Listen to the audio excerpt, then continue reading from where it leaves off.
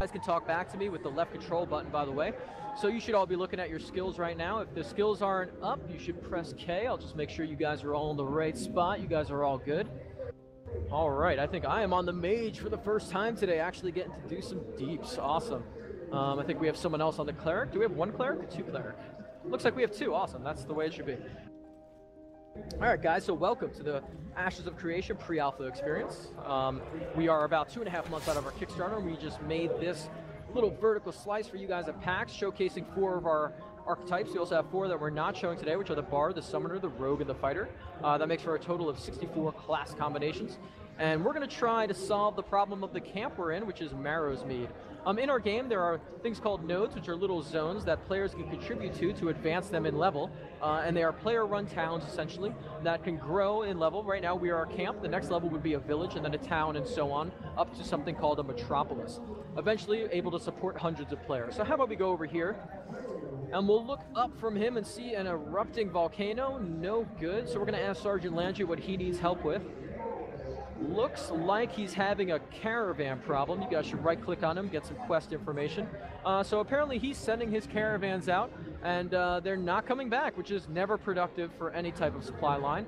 So we're going to go try and solve that for him. But in this world, there's kind of this permeating, encroaching evil called corruption, which will taint creatures, you know, corrupt and kind of destroy the land around you. So we're going to figure out how to push that off a little bit.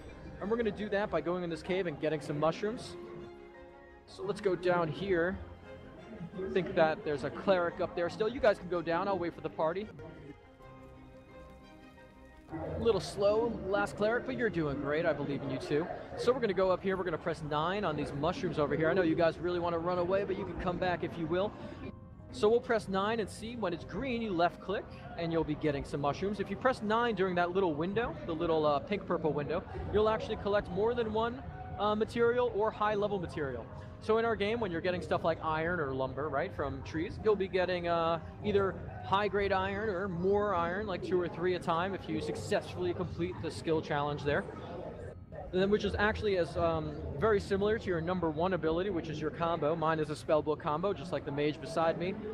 So once you hit that properly, it'll go through. Okay, let's walk through this. I think that the other cleric was getting a little impatient. So Marrow's Mead has grown into a village. Let's go through and see, look to the left, and we see that it's advanced to a village. Very impressive. Now, normally in our game, it will not be that easy, of course. You won't pick a few mushrooms and advance a node.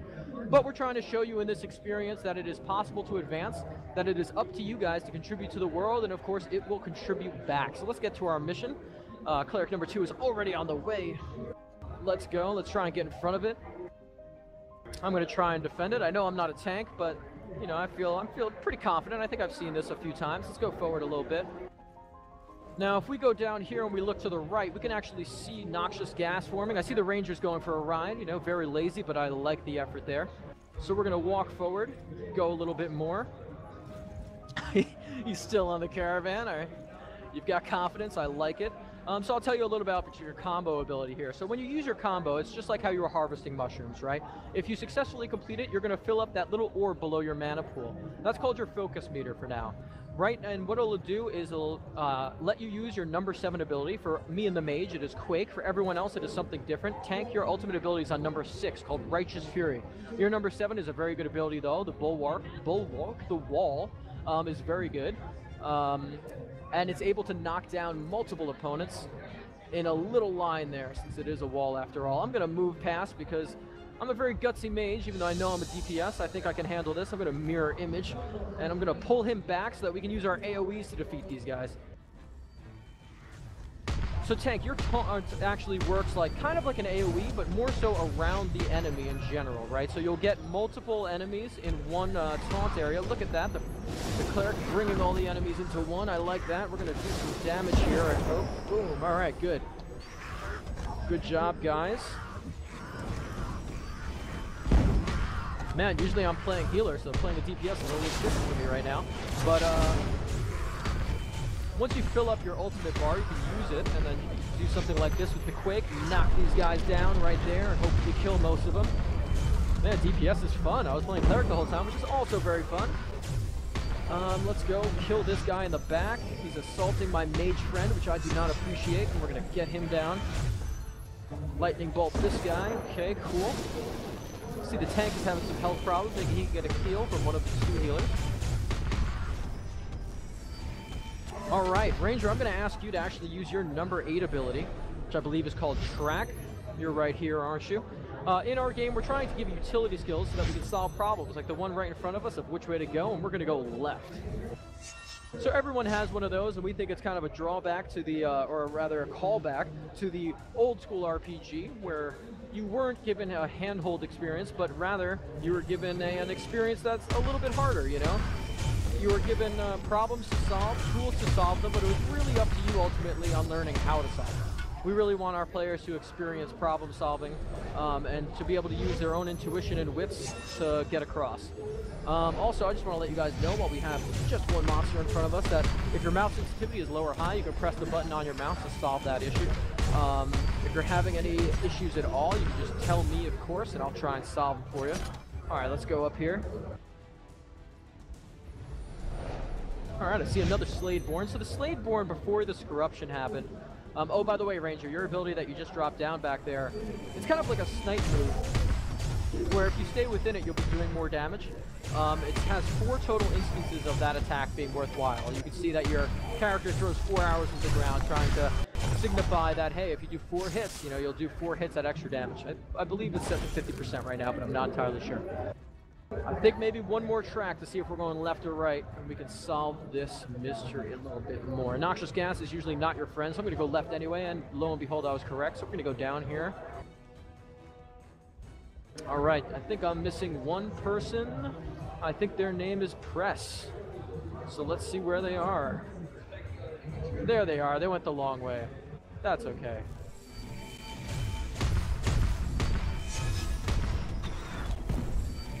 All right.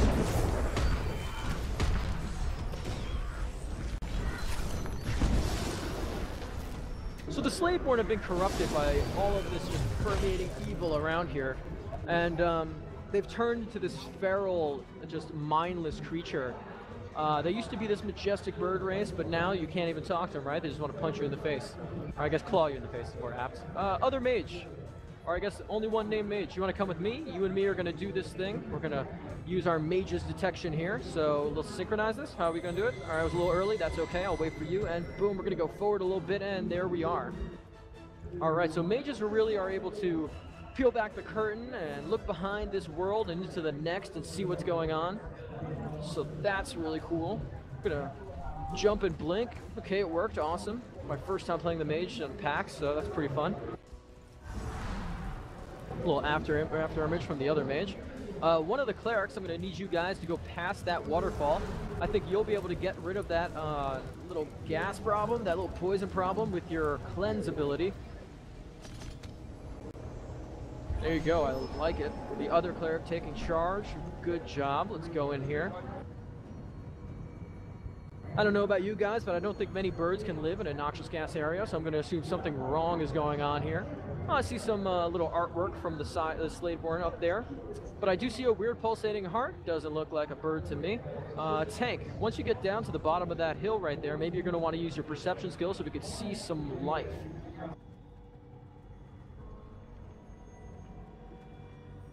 Alright, I see some coming out already.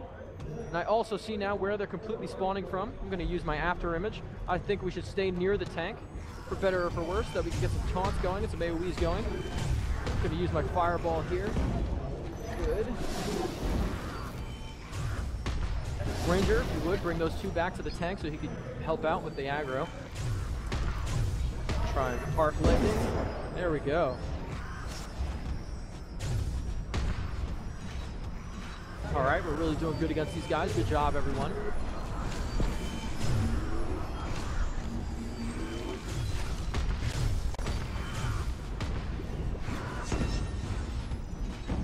So this whole area changes depending on the corruption level, right? Well, not just corruption, I should say, but I should say depending on environmental conditions. So whenever something happens in the world, for better or for worse, things are going to change, right? Now, in this case, the corruption level was so high that the Sladeborn were changed into these feral animals that we see right now. And that's definitely not for the better in this instance. And in some cases, it'll be for other reasons. we can see that this changed, and this dungeon might be completely different. Uh-oh, the other mage is going down. You might want to blink away. I think they're at 0% right now, so they need a res.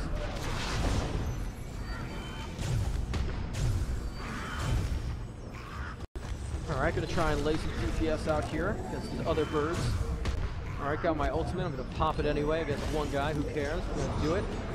And there he goes, right to the ground. The Quake ability is really strong in a line. The Ranger's ultimate is also very strong. It's like a template on the ground. It's really good in combination with the the tank's wall, because he'll knock down a whole group, and then you can just lay down your template, and it'll be, you know, it's really a good combo. Really nice cohesion between you two guys. All right, so we have 2 clerics. We need someone to actually res this mage back here. It'll be nice for the whole group. That's your number 4, Endowed Life skill. And there we go. Good job, Cleric. We're going to walk around here.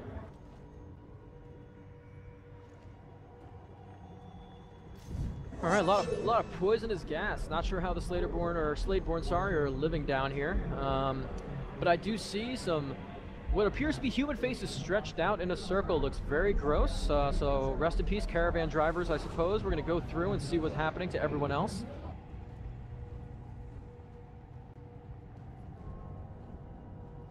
Caravans, by the way, are very important for nodes to interact economically. It's the way to move goods between 2 player-owned towns. You can set up trade routes if you need a good. Let's say that iron is plentiful in your area and that they have a plentiful place of, well, we were just getting mushrooms. So let's say they have a plentiful amount of mushrooms and you want to make a mushroom for iron swap. Tank, I believe in you. I'm going to have you go first. The other mage went first. That's okay. We're going to do good anyway. So I think this is what's causing our volcanic eruption. We're going to try and handle this. I'm going to do a little after image because I'm pretty scared. We're going to try and lay out as much DPS as we can, all right? Now, in this encounter, looks like this guy is probably what caused the problems in Marrow's Mead, even though Sergeant Landry probably didn't know, or he just didn't tell us. I'm not sure. Don't really know his character that well. But I think creatures like this are going to spawn in the world due to environmental events, or these creatures are going to actually spawn the environmental events, right? We're going to have things that are going on, like blizzards, like famine, like ash clouds from volcanoes, and they're all going to be different. Some will be positive, some will be negative, but the point is that we want the players to feel that the server is talking to them and you can actually talk back, right? That you can do something with the server and the server can do something against or for you. That breath attack is really deadly. Glad everyone dodged it. As well as killing someone like Sorrow's Hunger, you know, you'll be recorded in the server's history. When someone like a mage or a tank or a cleric or a ranger, of course, kills someone like Sorrow's Hunger, they'll be written in the server's history forever. You'll be known to the server that you've done this. Marrow's Mead is probably going to treat you differently. People in the world are going to see you and say, oh wow, that's the guy, that's the person that really destroyed that quest line. They're the ones who dominated that raid boss that was really unkillable for a while. And you guys are the ones that completed it. We think that's like a cool thing for people just to see that, hey, you know, the server really respects when you are participating and when you're active. And, uh-oh, this actually looks pretty dangerous. We did a lot of DPS while I was talking. Probably talking too much, but that's okay. He's at 14%. Thanks for the protection tank. Gonna try and DPS him down a little bit.